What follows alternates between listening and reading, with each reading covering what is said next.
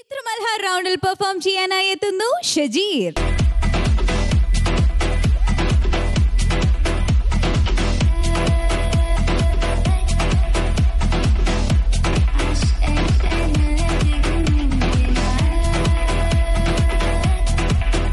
ഇന്ന് ഷജീറിനെ കാണാൻ ഒരു പാവം ലുക്ക്.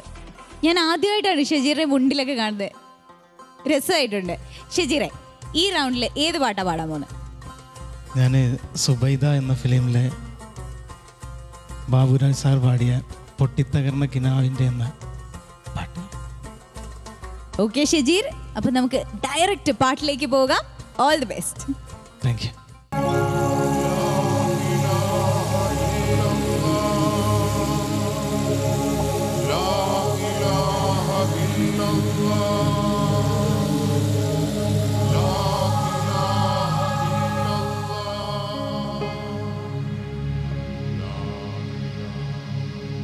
പൊട്ടിത്തകർന്ന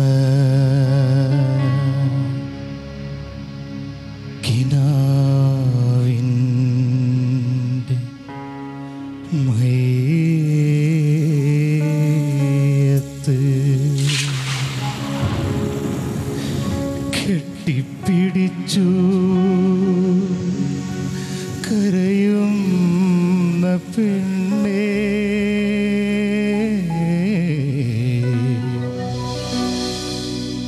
കെട്ടിപ്പിടിച്ചു കരയുന്ന പെണ്ണേ.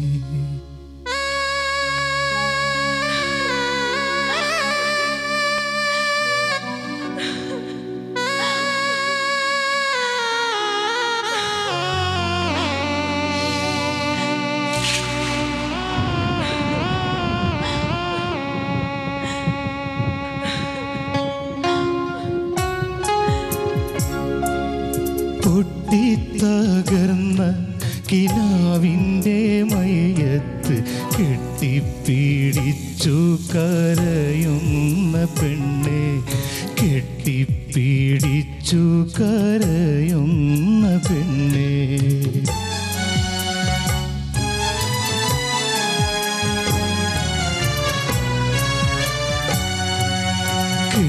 കെട്ടുകഴിഞ്ഞ വിളക്കിൻ കരിന്തിരി കെട്ടിപ്പിടിച്ചു കരയുന്നതെന്തേ, കെട്ടിപ്പിടിച്ചു കരയുന്നതെന്തേ.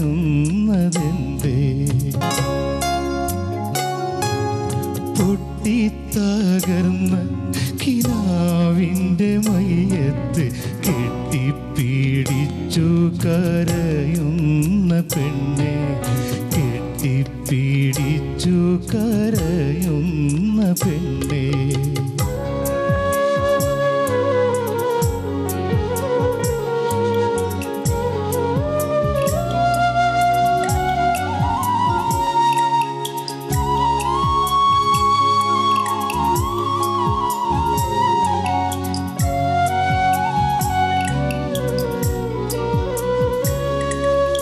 എല്ലാ പ്രതീക്ഷയും വീണടിഞ്ഞല്ലോ, പള്ളിപ്പറമ്പിലെ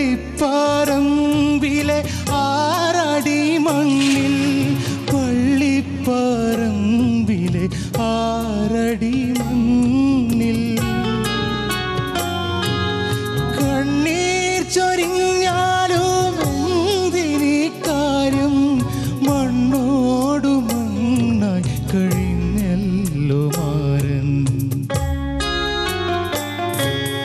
പൊട്ടിത്തകർന്ന കിനാവിൻ്റെ മയ്യത്ത് കെട്ടിപ്പിടിച്ചു കരയുന്ന പെണ്ണെ, കെട്ടിപ്പിടിച്ചു കരയുന്ന പെണ്ണെ.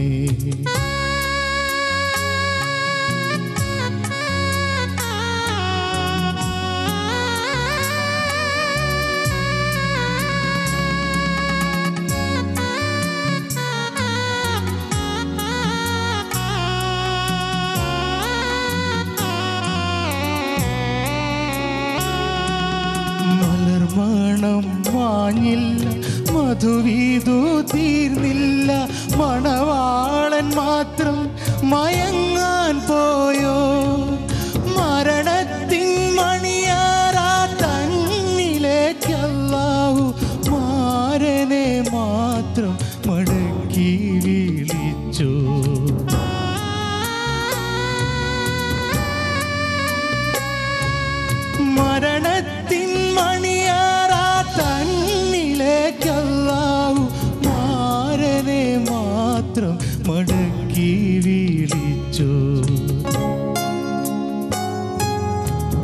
പൊട്ടിത്തകർന്ന കിനാവിൻ്റെ മയ്യത്ത് കെട്ടിപ്പിടിച്ചു കരയുന്ന പെണ്ണെ, കെട്ടിപ്പിടിച്ചു കരയുന്ന പെണ്ണെ.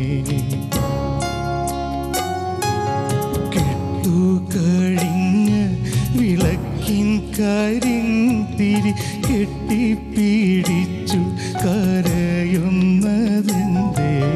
കെട്ടിപ്പിടിച്ചു കരയുന്നതെന്തേ.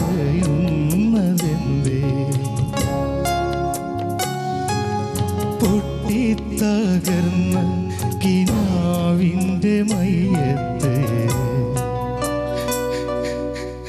കെട്ടിപ്പിടിച്ചു കരയുന്ന പെണ്ണേ.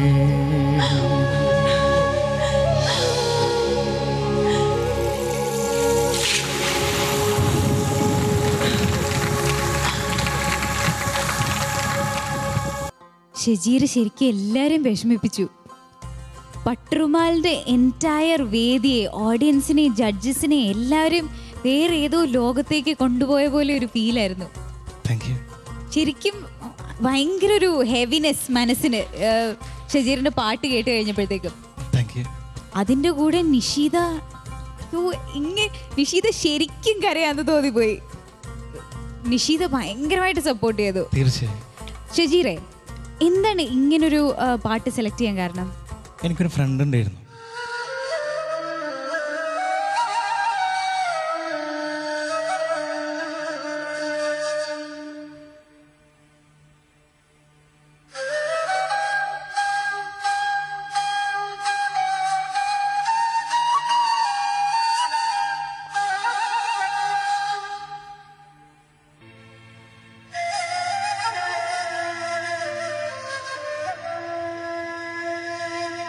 അവന്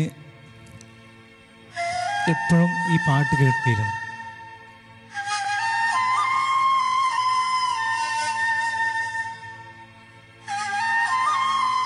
അവനൊന്നുമില്ല.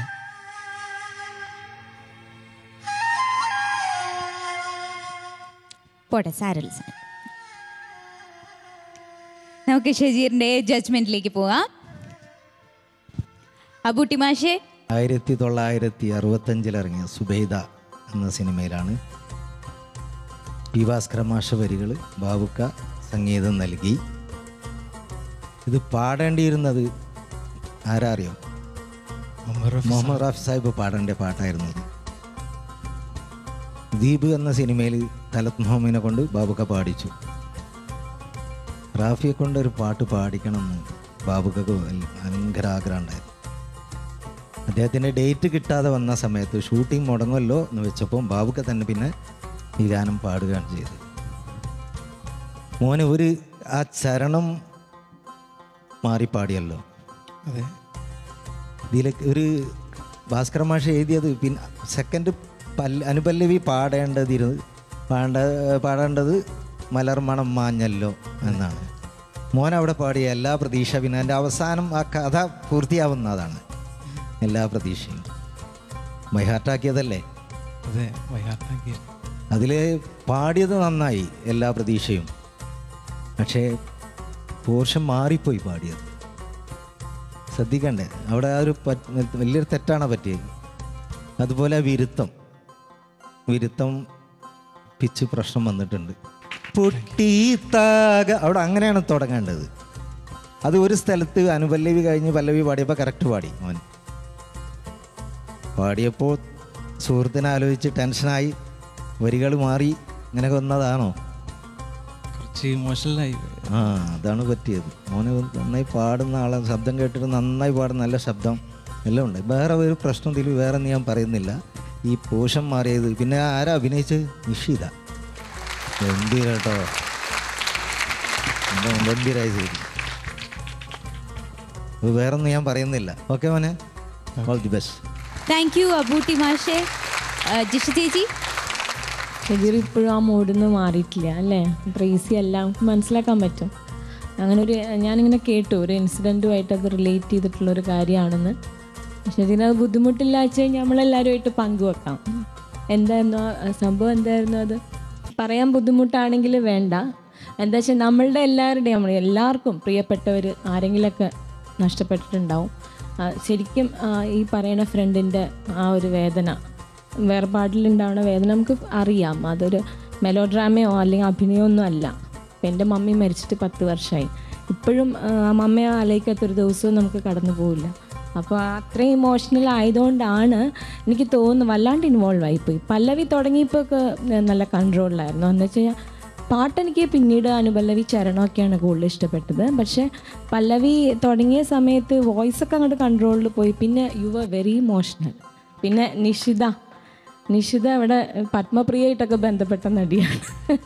റിലേറ്റഡ് ടു ഹെർ എന്നുള്ള രീതിയിലാണ് ഇപ്പം ഞാൻ കേട്ടത്. ഇവിടെ പട്രുമാലിലെ പത്മപ്രിയ, പാവങ്ങളുടെ പത്മപ്രിയ എന്നൊക്കെ ഞാൻ ആളെയൊന്നും പറഞ്ഞു തരണില്ല ആരാ പറഞ്ഞതെന്നൊക്കെ. അതിലെന്തെങ്കിലും സത്യമുണ്ടോ? നിഷിതയുടെ പെർഫോമൻസ് അസാധ്യമായിരുന്നു. ഈ പത്മപ്രിയയുടെ കാര്യം സത്യമാണ്, അങ്ങനെ വിളിക്കലുണ്ട്, ഒരു നിക് നെയിം ഉണ്ടല്ലേ. അവിടുന്ന് വന്നിട്ടും കരച്ചിൽ തീർന്നിട്ടുണ്ടായിരുന്നില്ല. സ്റ്റിൽ കരഞ്ഞോണ്ടേ ഇരിക്കുകയായിരുന്നു. കുറേ നേരം കഴിഞ്ഞിട്ട് പിന്നെ അങ്ങ് നിർത്തിയതാണ്. അപ്പം ഇനി ഒരു കാര്യം സമ്മതിക്കാതെ വയ്യാട്ടോ, അത്രയും നേരം പാടി കഴിഞ്ഞാൽ ഒറ്റയ്ക്ക് ഓപ്പോസിറ്റ് ആരും കോൺട്രിബ്യൂട്ട് ചെയ്യാനില്ലല്ലോ, തന്നെ ഇരുന്ന് കരയല്ലേ. അവർ വല്ലാത്ത സംഭവം. ഒരു 5 മിനിറ്റൊന്നും ആർക്കും സാധിക്കില്ല അങ്ങനെ ഒറ്റയ്ക്ക് ഇങ്ങനെ നമ്മളിങ്ങനെ കരഞ്ഞോണ്ടേ ഇരിക്കുക. അപ്പം വല്ലാത്തൊരു പെർഫോമൻസ്, ഗ്രേറ്റ് പെർഫോമൻസ്, സമ്മതിക്കാതിരിക്കാൻ പറ്റില്ല. എക്സലന്റ്. താങ്ക് യു ജിഷ ചേച്ചി. മൂസാക്ക, മോനെ ഈ പാട്ട് ഇത്രയും ഫീൽ ചെയ്തിട്ട് പാടാൻ അതിനൊരു കാരണം ആ നിശ്ചിത എന്ന് പറഞ്ഞ തീർച്ചയായും ആ കുട്ടീൻ്റെ ആ പ്രയാസമുണ്ടല്ലോ, ആ തേങ്ങലും വിളിയും. ഇവിടെ നമ്മളിരുന്നിട്ട് നമ്മളതിൻ്റെ ബേജാറായിപ്പോയി. ഇത് എവിടെയാണ് നമ്മൾ എത്തിയെന്നുള്ളത് തോന്നല്. അപ്പം അത്രയും ആ തേങ്ങലും വിളിയും കരച്ചലിനും അത് വല്ലാണ്ട് ഫീൽ ചെയ്തു. അങ്ങനെ അതുകൊണ്ടാണ് ഇയാളുടെ ആ വാക്കെല്ലാം തെറ്റിപ്പോയത്. കണ്ണീർ ചൊരിഞ്ഞാലും എന്തിനീ കാര്യം, മണ്ണോട് മണ്ണായി കഴിഞ്ഞല്ലോ മാരൻ. കഴിഞ്ഞ് മണ്ണോട് മണ്ണായി ചേർന്ന് അവിടെ പറയേണ്ടത് ആ പറയേണ്ട സ്ഥാനത്ത് ഇയാൾ പറയുന്നത് മരണത്തിൻ മണിയറ തന്നിലേക്കല്ലാവും മാരനെ മാത്രം മടക്കുക. അത്രയോ വ്യത്യാസം വന്ന് ഒരിക്കലും മാറാൻ പാടില്ല. വളരെ ശ്രദ്ധിച്ച് ചെയ്യേണ്ട ഒരു കാര്യം, അത് കഥയാണ്. അപ്പോൾ അതെല്ലാം മാറുന്നേരോ മറ്റൊരു ഓർമ്മയിൽ അങ്ങനെ സംഭവിച്ചു പോയാൽ നമ്മൾ വിചാരിക്കാനൊന്നും പാടില്ല. അതെല്ലാം മറന്നുകൊണ്ട് പാട്ട് ജനങ്ങളുടെ മുമ്പിൽ അത് കറക്റ്റായിട്ട് അവതരിപ്പിക്കണം. നിങ്ങൾക്ക് പറ്റിയത് ആ കുട്ടീൻ്റെ കരച്ചിലാണ്. ആ കുട്ടീൻ്റെ അവതരണം ഒരു വല്ലാത്ത ആരായ അത് കോച്ചിങ് കൊടുത്തത് ഞാനറിയില്ല. ആ കോച്ചിങ് കൊടുത്താക്കി എൻ്റെ ഭാഗം 1000 തന്നെ. ഓക്കെ, താങ്ക് യു മൂസാക്ക. ഇനി ഷജീറിന്റെ മാർക്സിലേക്ക് പോകാം. അബൂട്ടി മാഷെ, 40-ൽ 34 മാർക്ക്. ജിഷി ചേച്ചി, ഔട്ട് ഓഫ് 20, 17.5. മൂസാക്ക, അത് അവതരിപ്പിച്ച കുട്ടിനെയും കണക്കിലെടുത്തിട്ട് ഷജീറിന് 40-ൽ 35 മാർക്ക്. ഷജീറിന്റെ ടോട്ടൽ മാർക്സ് 86.5 ഔട്ട് ഓഫ് 100. ഷജീറെ, ചേച്ചി ശരിയായോ? ഓക്കെ ആയി വരുന്നു. ഓക്കെ. ഓക്കെ, ഷജീർ നന്നായിട്ട് പെർഫോം ചെയ്തു. നമുക്ക് എല്ലാവർക്കും ഇവിടെ എന്താ പറയുക, ഇപ്പോഴും എല്ലാവരും ആ ഒരു ഫീലിലിരിക്കുകയാണ്. അതിനു വേണ്ടിയിട്ട് ഇത്രയും സ്പെഷ്യലായിട്ടുള്ള ഒരു പെർഫോമൻസ് ഞങ്ങൾക്ക് സമ്മാനിച്ചതിന് ഞങ്ങൾ അങ്ങോട്ടൊരു സമ്മാനം തരികയാണ്. Thank you. ഈ ഗിഫ്റ്റ് ഷജീറിന് തരുന്നത് ആരാന്നറിയോ? മൂസാക്കയുടെ എക്സ്ട്രാ കുറച്ച് മാർക്സ് മേടിച്ച് തന്ന ഒരാളുണ്ട്. ഷജീറിനെ ഇത്രയും സപ്പോർട്ട് ചെയ്ത നിഷീദ.